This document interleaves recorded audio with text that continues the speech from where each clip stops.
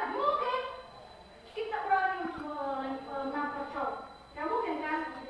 Andai kan ada cowok saya sini, apakah saya nomor sendiri? Tidak. Kalau dipilih berani. Itu hanya rekayasa doang. Jangan diikuti. Kelima, menentukan sudut pandang.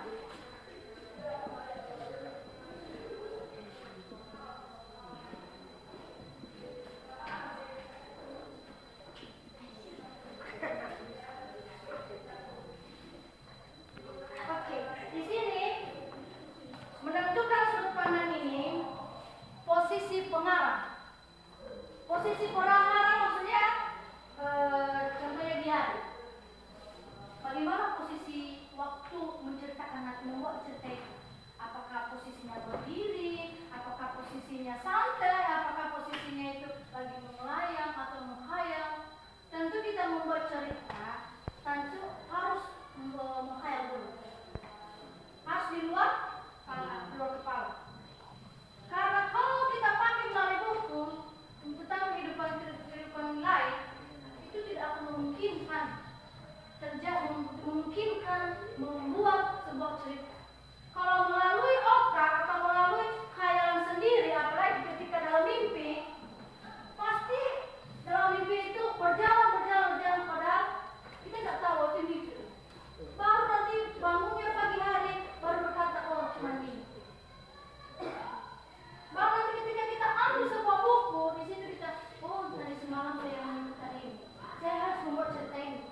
Ternyata saya bertemu sama pangeran ini di sini. Bukan hanya contohin di Google atau di buku, karena itu fatal kali. Kalau kita mau ceritakan itu kehidupan sendiri tapi di luar, jangan kehidupan yang lebih nyata.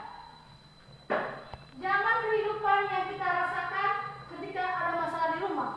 Mama memikul kita segala macam. Kita buat juga dibuat cerita itu. Biasanya dulu masa kami buat diari. Tahu diari kan? Tempat cerita.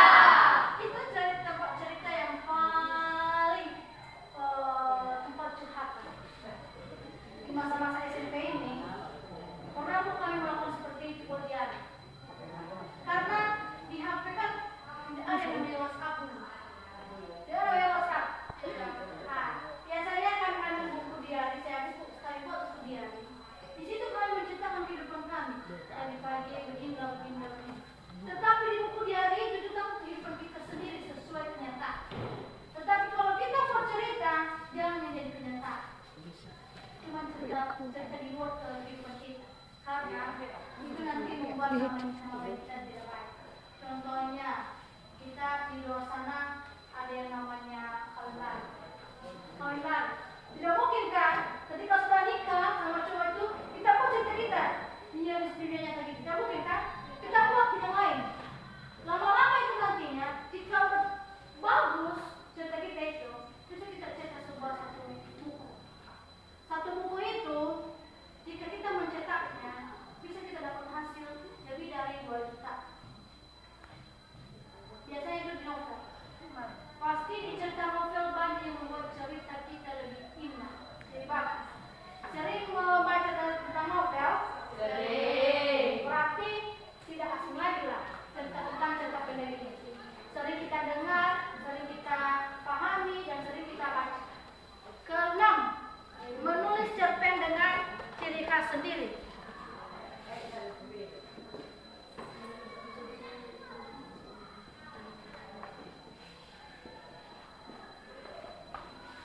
Menulis cerpen dengan ciri khas sendiri. Maksudnya dia ciri-cirinya aja, langkah-langkahnya aja, yang dari awalnya, pertengahannya, sampai akhir. Yang paling terakhir adalah suanti dan revisi, proses untuk memperbaiki. Karena ketika kita buat cerita, contohnya ini ceritanya pohon kerangan. Tidak mungkin penciptanya ketika dia sudah menentukan judulnya, pertengahannya, perangkat plotnya, langsung dia cetak. Tentu harus memperbaiki. Revisi kembali.